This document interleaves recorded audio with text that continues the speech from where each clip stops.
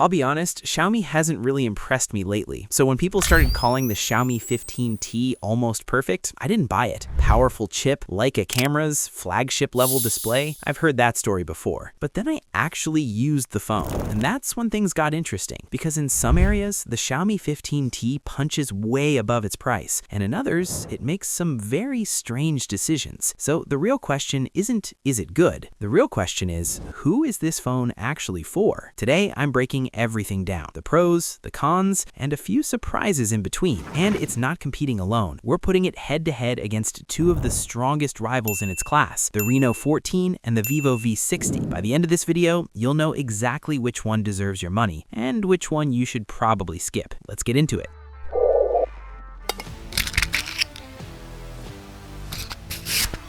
Let's start with the cameras, because this is clearly one of Xiaomi's biggest selling points here. On the back, you get a triple camera setup. The main camera is a 50-megapixel sensor with an f1.7 aperture, optical stabilization, and the Light Fusion 800 sensor. The second camera is 50 megapixels telephoto with an f1.9 aperture. This one gives you real optical zoom, but only up to 2x. And the third camera is 12 megapixels ultra-wide with an f2.2 aperture. On the front, you get 32 megapixel selfie camera with an f2.2 aperture. And yes, all of this is tuned in collaboration with Leica. In the camera app, Xiaomi gives you two default Leica color profiles, Leica Vibrant and Leica Authentic. You can also zoom all the way up to 60x using the telephoto lens. But here's where things get confusing. Portrait mode is limited to 1x and 2x only. And honestly, I don't get it. Xiaomi, what's the point of having a telephoto lens if you're not offering 3x or even 3.5x portraits? Every other brand gives you at least a digital option from the telephoto, or just remove the telephoto lens entirely and do a 2x crop from the main camera. I genuinely don't understand this decision. To be fair, the Xiaomi 15T Pro has a much stronger telephoto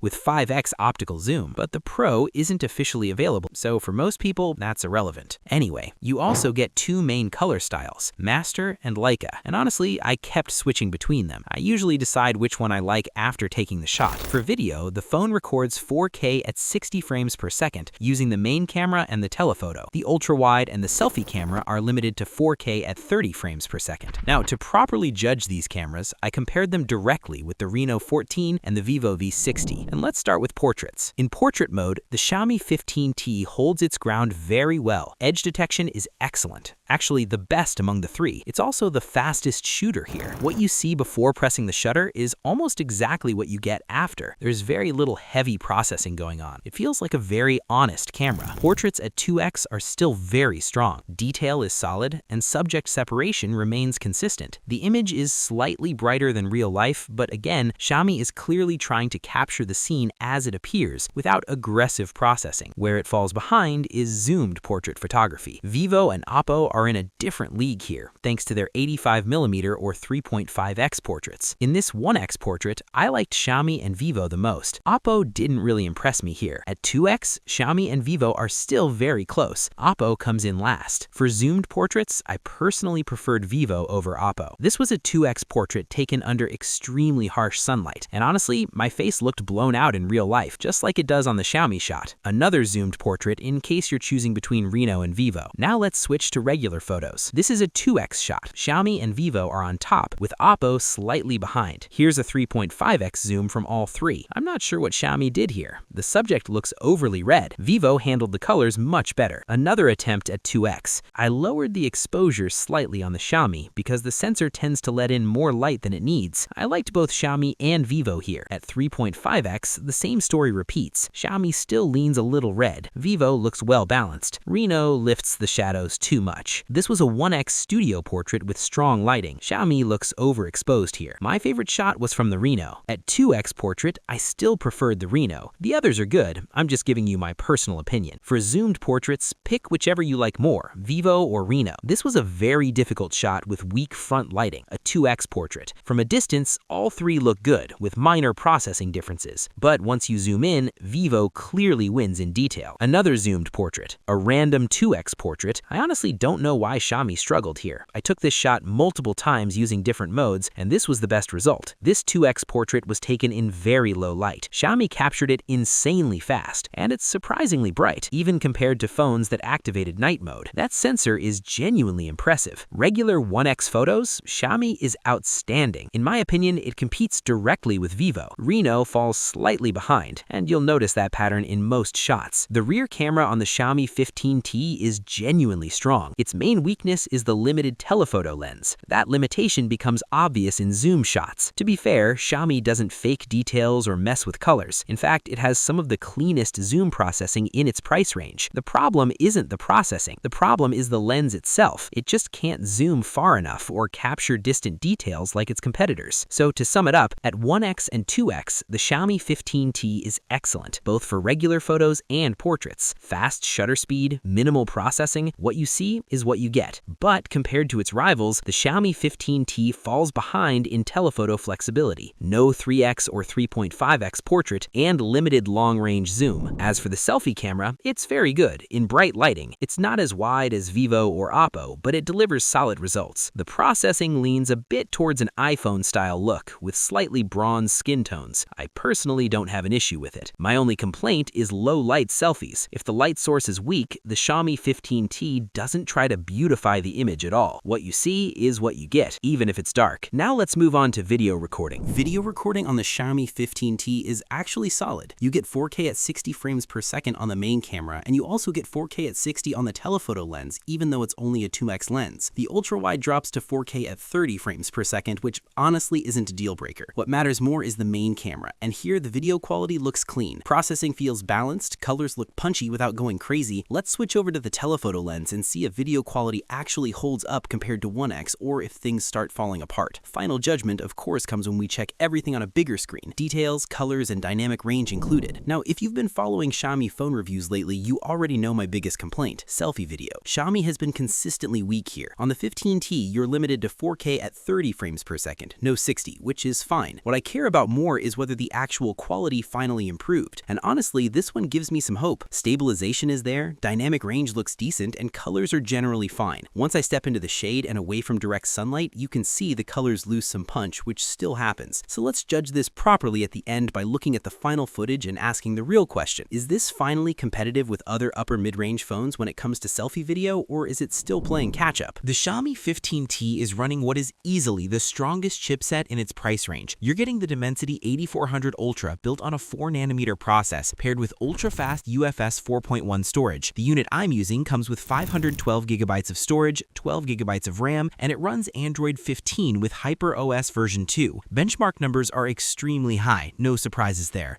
And just to be clear, I'm still using Antutu version 10, not 11 for all my tests. That way you can compare scores properly across different phones. Antutu 11 inflates numbers a bit, and I want things to stay consistent. Now, let me be very clear here. Performance on the Xiaomi 15T is insane. This is the fastest Xiaomi phone I've used in a long time. Everything feels sharp, animations are fast, clean, and well-tuned. The phone is smooth, responsive, and honestly, Xiaomi finally feels back on track again.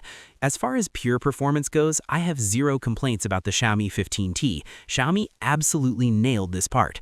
That said, I do have one reservation: heat.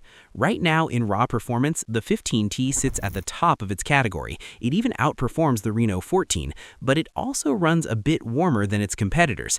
If I had to rank heat management, Xiaomi runs the hottest, Oppo comes next, and Vivo stays the coolest. When does this actually matter? If you're pushing the phone hard for long periods, heavy gaming sessions that last hours, you'll notice the heat. In normal daily use, though, it's perfectly fine. PUBG runs at 90 frames per second with a very solid experience. I haven't tested 120 frames yet like on the Poco, but realistically, this chipset can handle 120 frames without any stress. Now let's talk about the battery. The Xiaomi 15T comes with a 5500 mAh battery. Xiaomi didn't use its newer battery technology here. Instead, they went with a traditional large capacity battery. On its own, it's a decent battery. You're looking at around 8 hours of screen-on time. But when you compare battery performance across competitors, Vivo still takes first place. Then Oppo and Xiaomi comes in third. Is this a deal breaker? No, not at all. The battery isn't bad, it's just not the best in class. If you're chasing absolute battery life, this isn't number one, but it's still perfectly usable. You also get 67 watts charger in the box, and it charges the phone in under an hour. That's solid. Now, the display. This is a flagship-level screen, no question. A 6.83-inch AMOLED panel, 1.5K resolution, 120Hz refresh rate, completely flat, no curves, don't worry. It supports HDR10+, Dolby Vision, displays 68 billion colors, and uses a 3840Hz dimming rate. Honestly, it has everything you could ask for and then some. What really surprised me is the bezels. This is the phone with the thinnest bezels in its price range. They're even thinner than the Reno, which already has slim borders. Out of the box, the phone uses an original RGB color profile, and it looks a bit muted. You get two other options, vivid, which I liked the most, and saturated, which boosts colors a bit too aggressively. If you buy this phone, stick with vivid. It looks much better. Real-world brightness reaches close to 1500 nits under sunlight, which is excellent. You won't struggle to see the screen outdoors. Protection is Gorilla Glass 7i, and Xiaomi includes a pre-installed screen protector. As for the design, honestly, I like it. Glass back and the rose gold color I have looks really good in real life. The camera module is well designed, clean, and it barely sticks out from the body. This is one of the least wobbly phones I've used when placed on a desk without a case. And yes, there is a gray case included in the box. One thing to note, the phone is a bit wide in the hand. It doesn't feel as compact as something like the Reno. Not a deal breaker, just something you should know. Weight is 194 grams and thickness is 7.5 millimeters. The frame, however, is plastic, not metal like the Reno. Some people might see that as a downside. On the plus side, it's water resistant with an IP68 rating, which is very solid. The fingerprint sensor under the display is fast and reliable. You get NFC, infrared, an extra microphone, and an always-on display that sticks active for a while and then turns off. The speakers are stereo with Dolby Atmos. Sound quality is very good, volume is strong, and overall audio performance is excellent. Now, here comes the annoying part. The proximity sensor during calls is software-based, and honestly, its performance isn't great. No comment, no comment. Other than that, though, cellular reception and Wi-Fi performance are excellent. No issues there at all. Let's talk about pricing first. The Xiaomi 15T starts at $520 for the 256GB storage and 12GB RAM version. If you want more storage, the 512GB and 12GB RAM variant goes for $560. The phone supports dual SIM cards. There's no micro SD card support, and thankfully it does support eSIM. Now for my final verdict. The Xiaomi 15T is honestly a great phone for Xiaomi fans. You're getting a flat flagship-level display, strong performance with stable software, even though it does run a bit warm, excellent cameras at 1x and 2x that compete very well in this price range, solid video recording, loud, clean stereo speakers, and eSIM support, which is still rare at this level. But it's not perfect. The frame is plastic, battery life is good but not class-leading, the telephoto camera is limited, no 3x portrait mode and long-range zoom isn't its strength, and the proximity sensor is software-based, which is honestly disappointing. So now that you've seen everything, which one would you choose? The Xiaomi 15T, the Reno 14, or the Vivo V60? Tell me what you think in the comments. And if this is your first time here, make sure you subscribe and turn on the notification bell so you don't miss upcoming phone reviews and comparisons.